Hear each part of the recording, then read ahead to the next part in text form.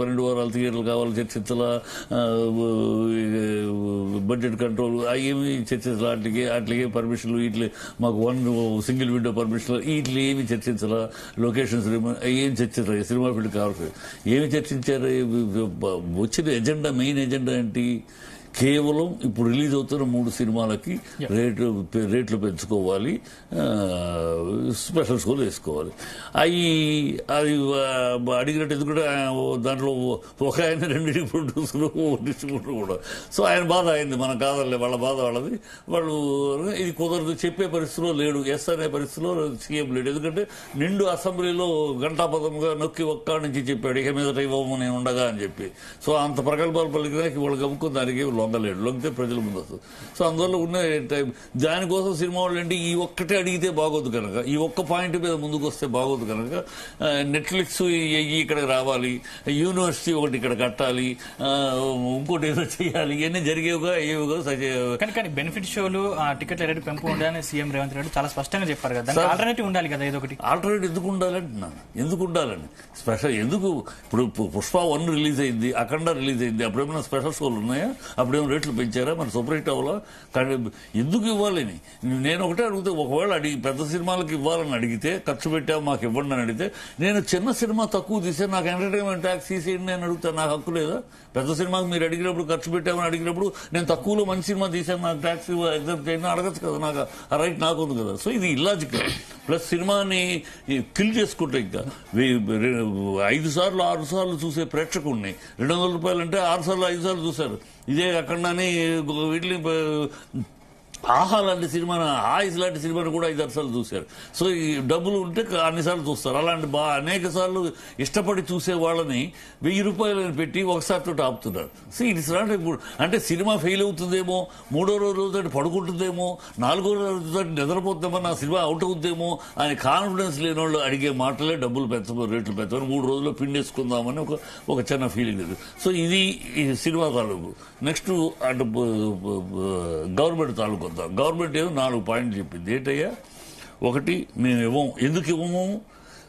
టికెట్లు కొనేవాళ్ళు పేదలు కనుక వాళ్ళ మీద భారం పంచడం ఇష్టం లేదు, అందుకనే ఇవ్వమన్నారు. మరి అదే నోటితోటి అదే గవర్నమెంట్ అంటుంది సెస్ ట్యాక్స్ పెంచుతాము, టికెట్ మీద సెస్ వేస్తాము అంటే అప్పుడు టికెట్ రేటు పెరుగుతుంది కదా. మరి దాన్ని కొనేవాళ్ళు ఎవరు? అదే పేదలే కదా. ఒక పక్కేమో పేదలకు కాస్ట్ తగ్గించాలని మేము పెంచమంటూ, మరి అదే పేదలు కొనే టికెట్ల మీద సెస్ వేస్తానంటున్నావు. ఔచిత్యం లేదు. ఏదో ఒకటి అనేసారు అంతే. తర్వాత గద్దర్ అంటున్నారు. గద్దర్ విషయం కూడా చర్చకు వచ్చినట్టు గద్దర్ విషయం ఉంది. గద్దర్ విషయం definite we all respect Gaddar గారు. ఇంతవరకు సినీ ప్రముఖులు ఎవరు కూడా స్పందించలేదు. ఎందుకు స్పందించారు అదే చెప్తాను నేను, చెప్పొద్దు ఎందుకు స్పందించారు. గద్దర్ అనే మాట అందరూ రెస్పెక్ట్ చేస్తాం. మా ఇంట్లో చాలా గౌరవం, ఎందుకంటే మా నాన్నగారు రాసిన కావ్యాలకి ఆయన ముందు బాటలు కూడా రాశాడు. So all these things we respect. ఆయన పేరు మీద ఒక అవార్డు ఇవ్వండి, గొప్ప అవార్డు ఇవ్వండి. ఆయన పేరు ఒక రఘుపతి వెంకయ్య గారు అవార్డు లాగా ఆగాలి, ఫినిష్ చేసినాక ఇది కానీ నువ్వు అనబాక ఫ్లో బ్రేకింగ్ ఒక రఘుపతి వెంకయ్య గారు అవార్డు లాగా ఒక అవార్డు ఇవ్వాలి, అందరూ హర్షిస్తాం. ఆయన పేరు మీద మొత్తం అవార్డులు ఇస్తామంటే చాలా కష్టం.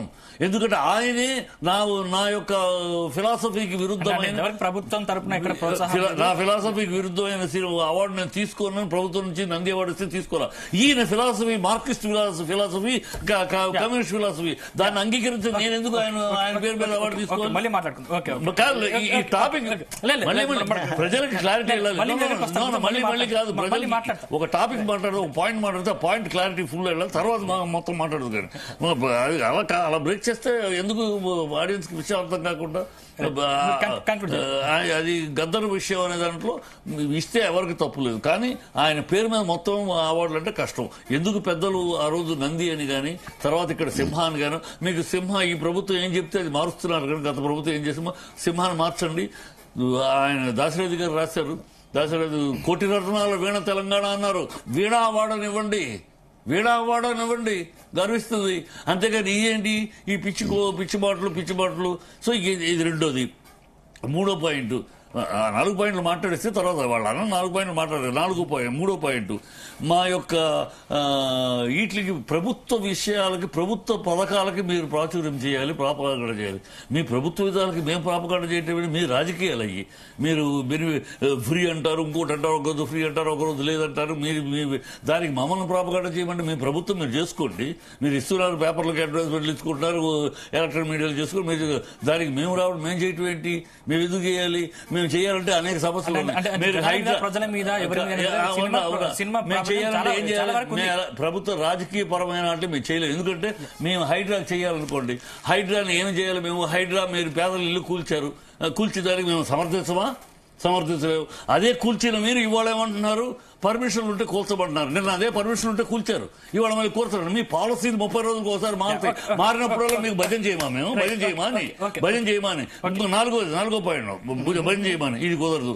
4వ పాయింట్ ఇది కుల విభజనకి మీరు అది మీ రాజకీయ అంశం. కులానికి మీరు కాంగ్రెస్ పార్టీ పెట్టుకున్న విధానం అది. దాన్ని అందరూ అంగీకరించట్లేదు.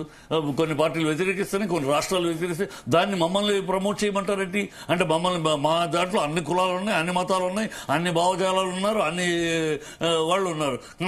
మీ ఎజెండా కోసం మమ్మల్ని ఊరికించమంటారంటే ఆల్ దీస్ నాన్ సెన్స్. కనుక ఏమీ లేదు.